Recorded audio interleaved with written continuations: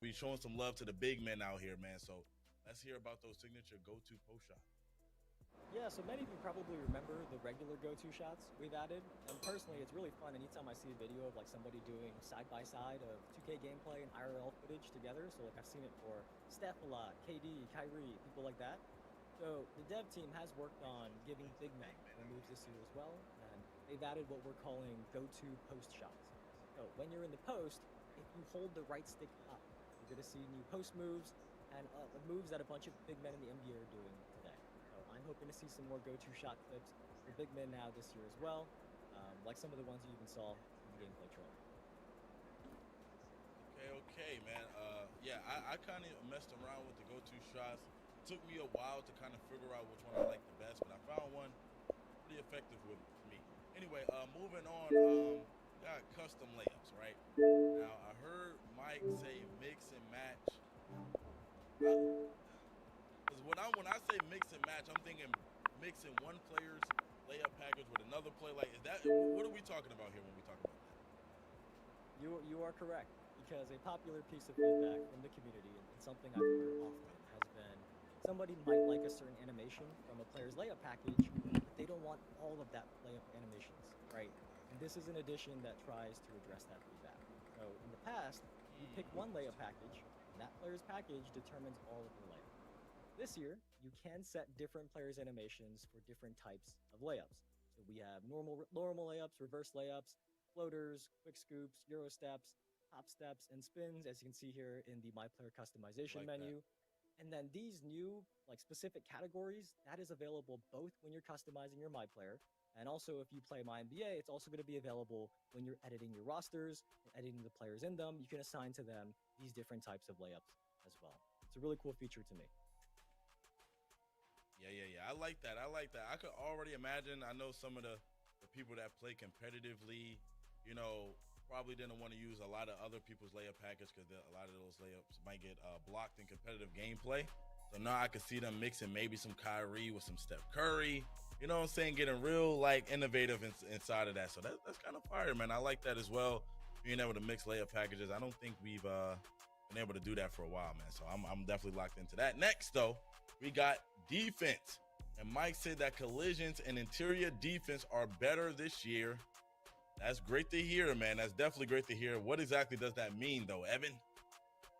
Well, in the past, the way players' bodies collided with each other was scripted, right? That was through mocap. And I think many of you knew that or at least assumed that based on how those animations looked. Well, this year in 2K26, there is new tech that actually generates those collisions. So you're going to notice as a dribbler or even like an on ball defender, you are going to notice more freedom of movement rather than kind of being stuck in a scripted mocapped animation. So that's one benefit there. And the other one for interior defense, that has been redesigned so that bigs can get body bumps more reliably when they're contesting layups and dunks. You're really going to feel more physicality in the paint if you are guarding around the rim. So there was defensive improvements as well. We never want to make it one-sided. We do want to remember our defensive players out there as well. Yeah, for sure, man. I think anytime we could get some defensive improvement, show some love to the defensive side of the ball, it's always a great time. Next, too, not only defense, we also got new rebounding timing feedback. Now, this is interesting. I'm not sure if this is something we've ever seen in 2K before. So let's see what we got here. Yeah, so this is actually a small but really helpful addition when I saw it for the first time. Maybe I was just out of the loop because I didn't really play on big builds until the last year, but I never knew when to press triangle to jump for a rebound. I kind of just like pressed triangle randomly. So if you're like me and you didn't know, the ideal time to jump for a rebound is right before the ball makes its final bounce off the rim. So if a ball bounces twice before coming down, it is that final bounce that matters. And this year, when you do have an excellent timed rebound, you are going to see a green flash below your player's feet, just like you see in this clip of the Thunder. And if you do nail the timing and get a green rebound, it is going to significantly boost your chances of securing the ball. So it is important to get the rebound timing right to have the best chance of grabbing the board over somebody who might not know their timing as well as you do. And this green flash is really there to kind of help educate you and help you learn and adjust to when you have to jump. And last thing there, just a note, not all bigs are created equal. So if a player has higher defensive or offensive rebounding attributes, they are going to find it easier to nail that timing and get that green flash on offensive or defensive types of rebounds, whichever one their attribute is higher for. So definitely don't skip out on your rebounding attributes. Okay, I think that's amazing too. I think that adds another level of what people like to call a skill gap now, even in rebounding. I think that's probably going to go into how a lot of people make their bigs this year. They might think a little bit more about adding more rebounding now, just to get that better timing on there, get that clutch rebound. Anyway, let's move forward. Next, we got new controls. Mike talked about some of these like rat passes, and there's a lot here. So let's get into some of them.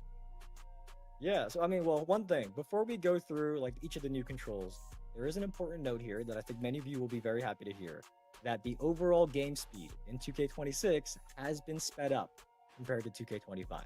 So hopefully that is good news for many of you. But as you hear about these new controls, keep that in mind. Because if the game speed is faster, that means players who have faster decision making, who can anticipate what's going to happen next, are going to be rewarded more.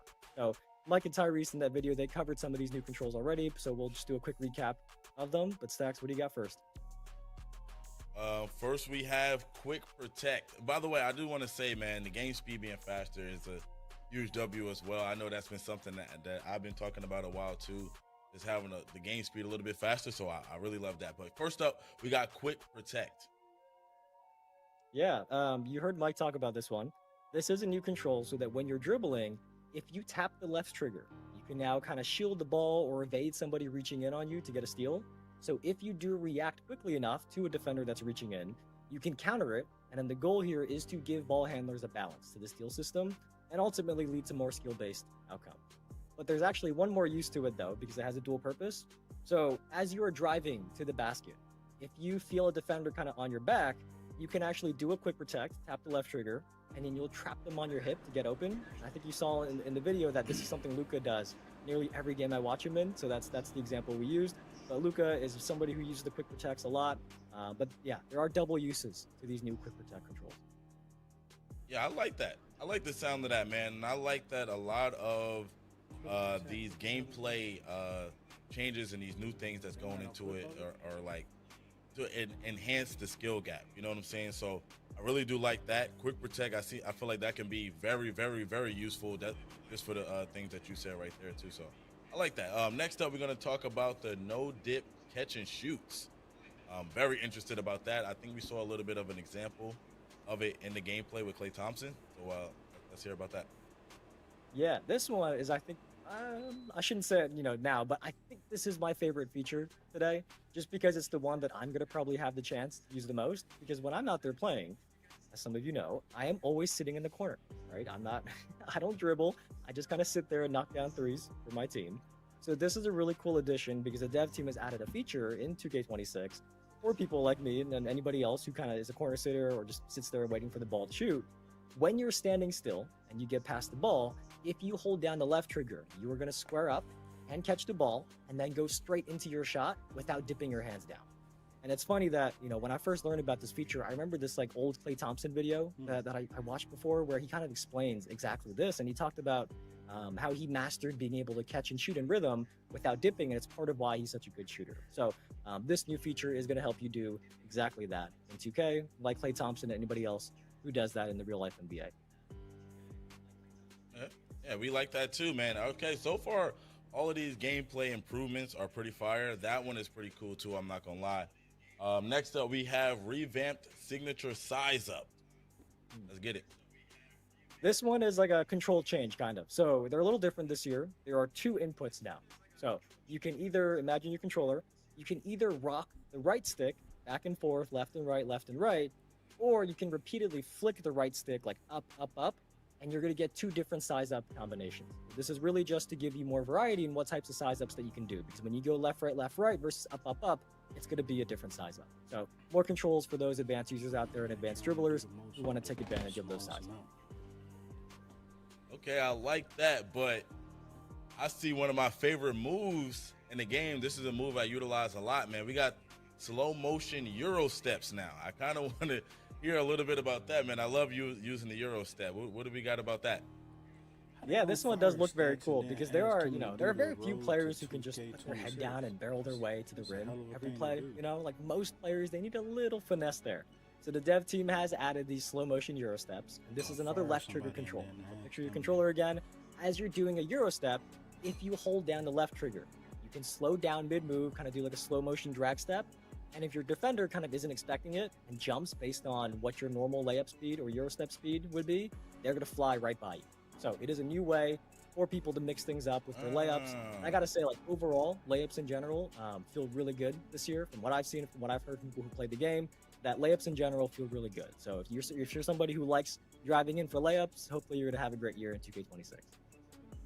I ain't gonna lie, I like that. That's probably my favorite feature so far. Like I said, I like to utilize the Euro step and being able to like kind of throw the defender off, like you said, make him jump when he think you're going up, and then go up with the layup.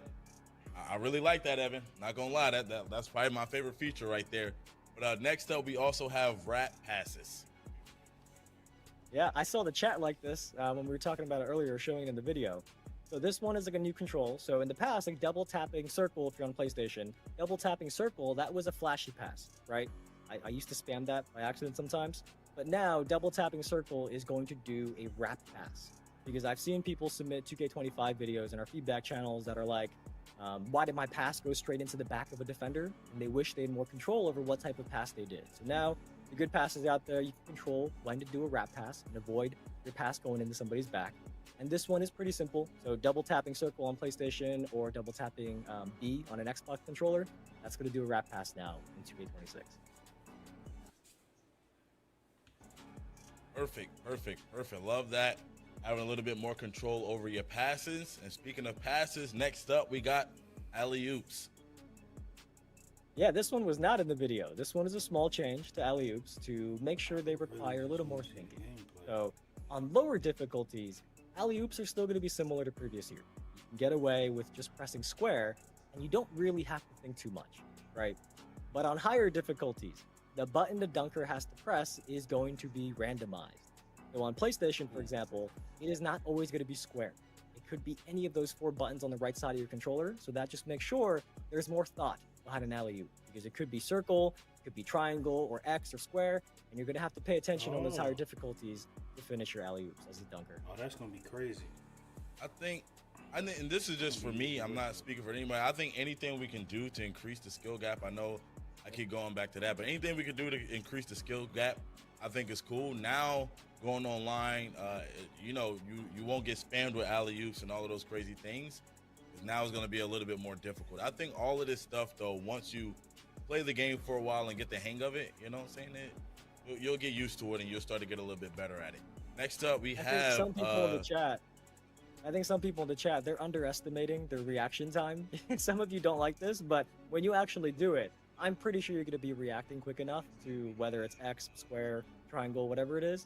I think you're underestimating your reaction time. For those of you in the chat who kind of heard that and were a little scared about what that means for you as a dunker, I think you're underestimating yourself.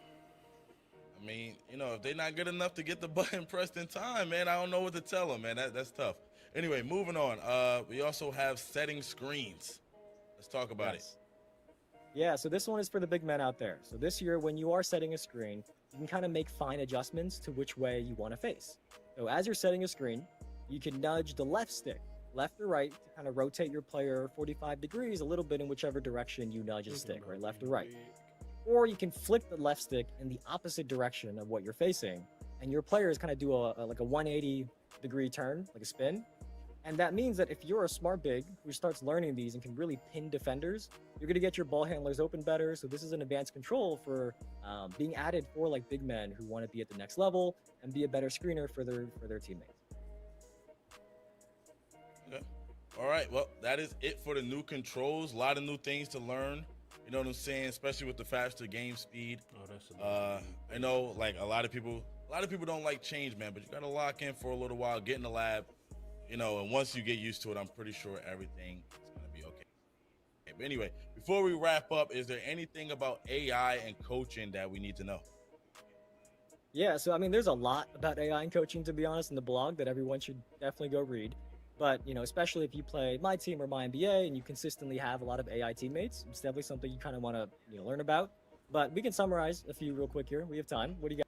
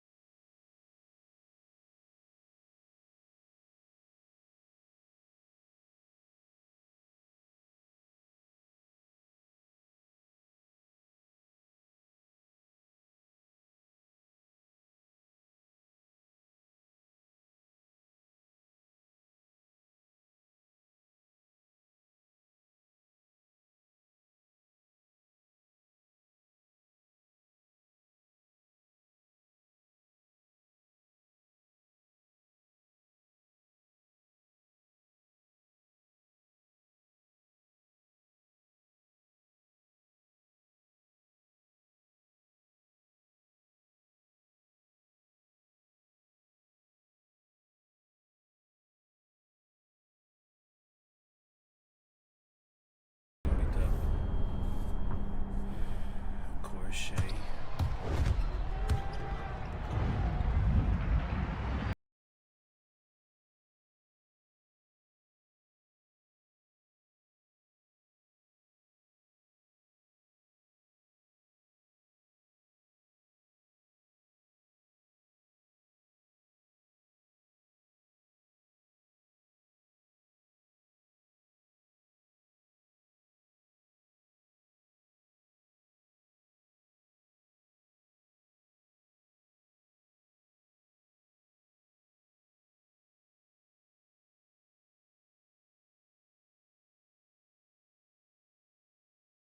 Hey man, you know what? Right. So it's only 3 editions available for me. I don't know why, but it's what it is. All right, make a long story short. I'm not gonna be on here too long. I wanted to explain the difference in which one I get versus why I don't get, any one of these versions each year.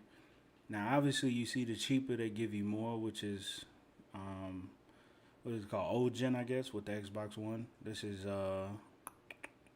2 games in one, so that's the 70.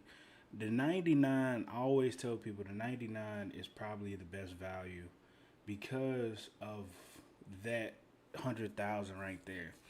If you're not a person that loves the NBA and you watch like NBA League Pass all the time, this is probably your best value. So when you look at everything that it's offering,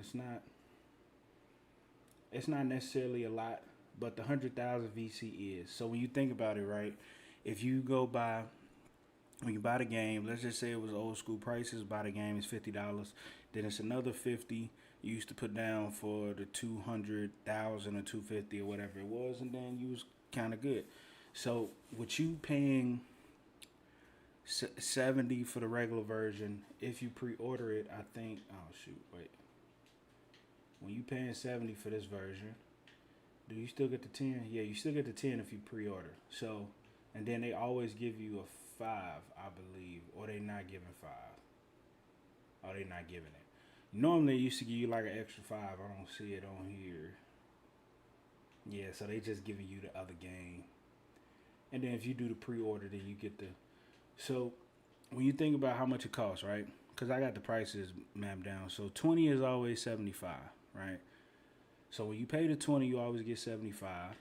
So, the only thing left is 25,000. How do you get 25,000? You do a 5, which is about $2, and a 15, 2 5s and 15, I think, and the 15 is like $5. And then, so basically you spending around 9 extra bucks on top of the 20. So they giving you about $30 worth of VC on top of whatever you know what I'm saying, for extra, what is it, $20 in price. Not to mention probably $7, $8 in taxes. So if you trying to buy you know what I mean, you want the 100,000, I always tell people go for this one. Unless you watch the league passes, because I'm pretty sure that's what's on this one. Oh no, I'm sorry, you get 135,000. Oh, so they trying to up it. Then you get the season 1 pass. Then you get summer pass, season through 7 through 9 pro passes, up to 7 days early access. 2 XP, Shea Gills' Cup, Puffer Jacket. I'm not spending this much on 2K, especially since it's my last year, and I don't even know if I'm want to pre-order it, 2, in time enough to pre-order it, and 3, I don't know. Yeah, this ain't, nah.